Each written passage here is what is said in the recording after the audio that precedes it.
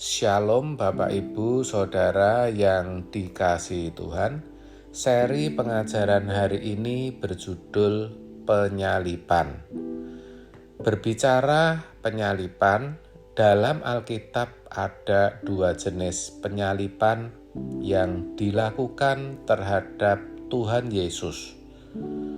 Yang pertama adalah penyalipan yang terjadi 2000 tahun lalu di Palestina, di mana Tuhan Yesus disalib oleh orang-orang Yahudi yang memusuhinya dengan menggunakan kuasa tentara Roma.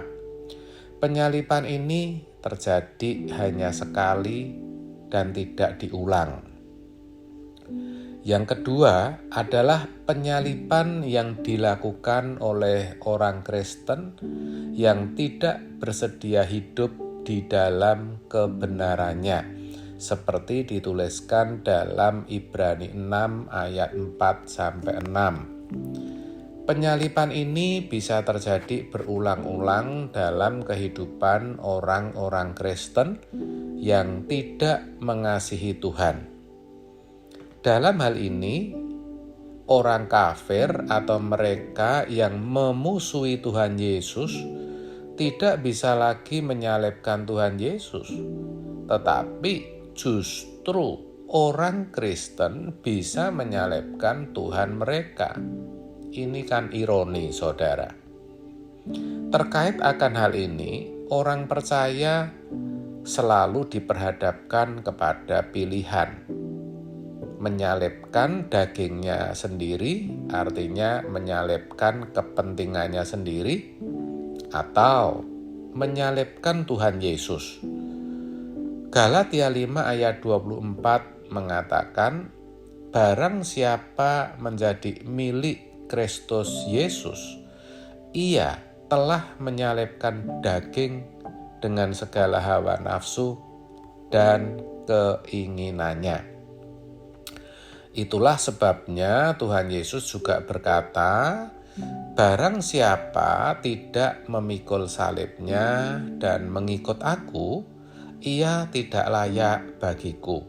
Matius 10 ayat 38. Maka setiap orang Kristen harus bersikap tegas, sebab memang hanya ada dua pilihan, yaitu menyalibkan dirinya sendiri atau menyalibkan Tuhan Yesus. Orang yang tidak segera mengambil sikap dengan benar berarti ia telah mengambil keputusan untuk menyalibkan Tuhan Yesus.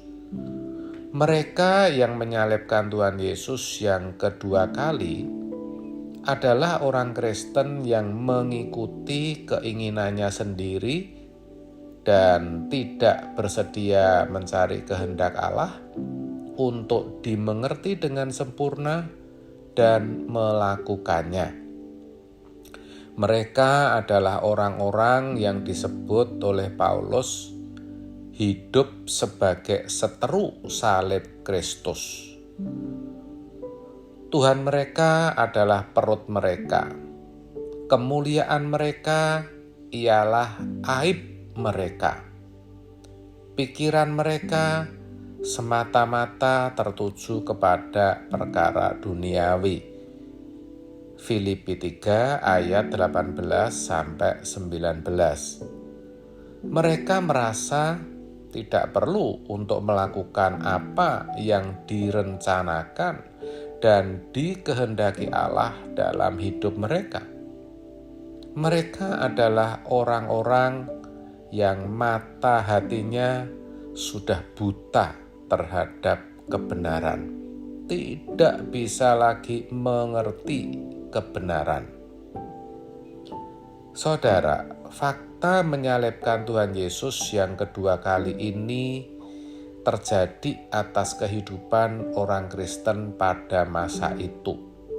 Tentu ini juga bisa terjadi pada zaman kita. Maka hendaknya sebagai orang percaya kita tidak jatuh ke dalam kubangan yang sama.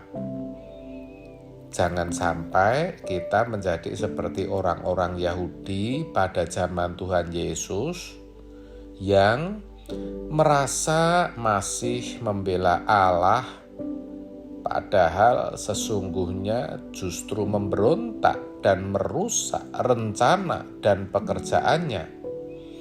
Jangan kita menjadi seperti orang-orang yang ditegur oleh penulis surat Ibrani karena telah menyalibkan Tuhan Yesus, atau seperti orang-orang yang diperingatkan Paulus sebagai seteru salib Kristus. Seperti dituliskan dalam Ibrani 6 ayat 4-6 yang berbunyi demikian.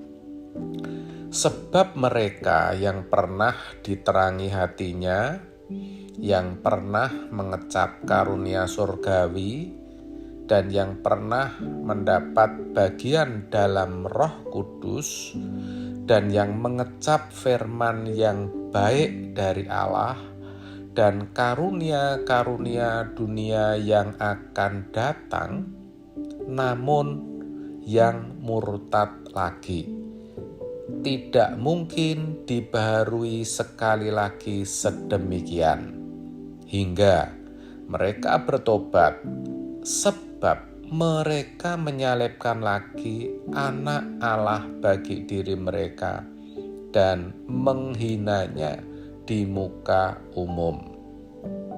Nah, pertanyaannya, bagaimana agar kita tidak menyalibkan Kristus untuk yang kedua kalinya? Jawabnya, kita harus pikul salib kita. Jelas ya saudara? Jadi jangan sampai kita menyalibkan Tuhan Yesus yang kedua kalinya hanya gara-gara kita tidak menyalibkan diri kita sendiri, kita tidak menyalibkan kepentingan kita sendiri, kita tidak mau menyalibkan daging kita. Amin. Tuhan Yesus memberkati.